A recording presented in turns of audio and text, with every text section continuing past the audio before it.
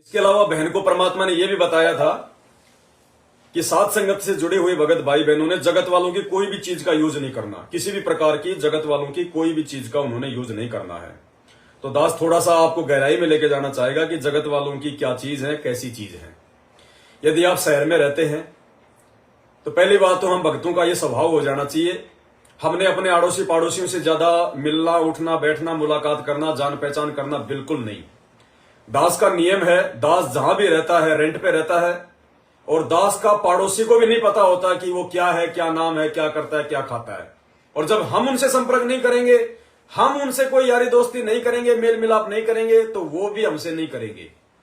तो दास का तो हमेशा नियम रहा भैया, हमने सामने मकान है ना, वो अपने तक सीमित, हम अपने तक सीमित। एक एक साल दास रह लेता है लेकिन उसका नाम तक नहीं पता होता कि अगले का नाम क्या, राम रमी भी नहीं होती।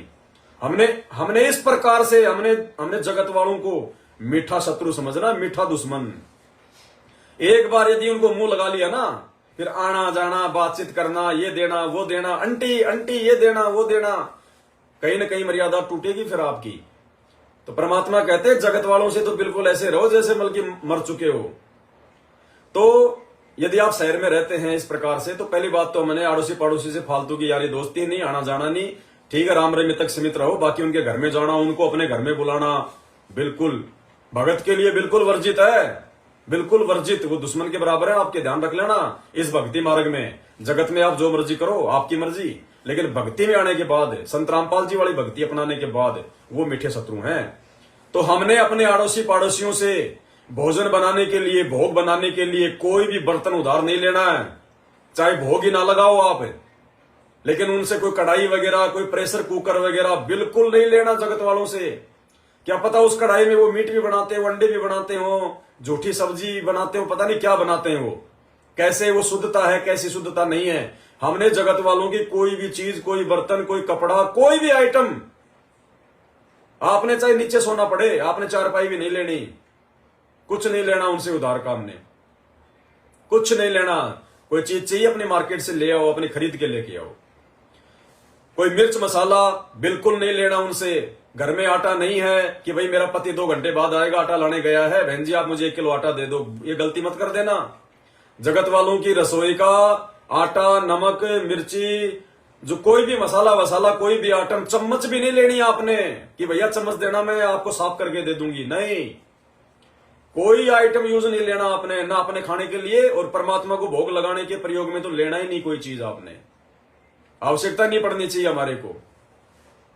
गांव में यदि आप रहते हैं तो गांव में अक्सर क्या होता है, जैसे किसी ने कोई सब्जी उगा रखी है, वो लेके आ गई आपके घर पे, ये ले सब्जी ले ले, या आप चले गए, अरे भैया थोड़ी सब्जी देना, थोड़ा सा गजरा तोड़ देना, थोड़ा सा ये साग देना, ये बथुआ देना। अब ये आदतें छोड़ दो। गांव हो चाहे शहर हो, चाहे कोई भी जगह हो, नियम नियम ही है। गांव में आपने किसी से भी उधार सब्जी नहीं लेनी है। सब्जी लेनी है तो उसका पैसा दो, बदले में चाहे गेहूं दो, चाहे बाजरा दो, कुछ भी दो, जैसे हम लोग मोल लेके आते हैं, चाहे उसको पैसा दो। आपने अपने अड़ोसी से, अपने पड़ोसी से, जिनके खेत बराबर में है, आपने किसी से उधार में कोई चीज नहीं लेनी है। दूसरी चीज, अपनी मर्जी से आपने किसी के खेत में कोई फसल नहीं तोड़नी है। अपनी मर्जी से आपने किसी के खेत में जाके कोई भी चीज नहीं लेके आनी है। किसी के खेत में कोई आम का पेड़ है, कोई संतरा का पेड़ है, कोई जांडी का पेड़ है, आपने बेर भी तोड़ के नहीं खाने दूसरे के खेत में। दूसरे का जो पेड़ है, उस पेड़ से आपने बेर भी तोड़ के नहीं खाना। बेर भी तोड़ के अपना मोल लेके खाओ। आम लग रहे हैं, अरे ले जा भाई बच्चों के लिए आम ले जा, नहीं, वो बाहर चढ़ेगा, वो कर्ज चढ़ेगा, बिल्कुल नहीं लेना हमने। साग सब्जी चाहे अड़ोसी पड़ोसी चाहे कितनी मिन्नत करें, अरे ले जाओ भाई साहब, हमारे खेत में तो बहुत उग रही है यार, इसको जानवर भी तो खाएंगे, ले जाओ सब्जी बना लो। नहीं भाई साहब, हाथ जोड़ लो, नहीं भैया बिल्कुल नहीं ले जाएंगे। अगर दे रहे हो तो फिर जो बल्कि पैसे ले लो, चाहे 2 रुपए, चाहे 20 रुपए की चीज के वो 2 रुपए क्यों ना लें, लेकिन 2 रुपए दे के लो, उसके बाद भार नहीं रहेगा। तो उधार में इस प्रकार से हमने कोई चीज नहीं लेनी, आड़ोसी की, पड़ोसी की, गांव वालों की, आटा नमक मिर्ची कुछ नहीं लेनी। गेहूं लेने हैं तो भैया अपना पैसा दे के लो, या फिर उधार ले सकते हो कि भैया 2 महीने बाद में दूंगा पैसा, मुझे आप जी जो है मतलब 2 क्विंटल गेहूं दे दो, तो उधार ले लो, बाद में उसको पैसे दे दो या उसको गेहूं दे दो, लेकिन फ्री की कोई चीज नहीं लेनी हमने।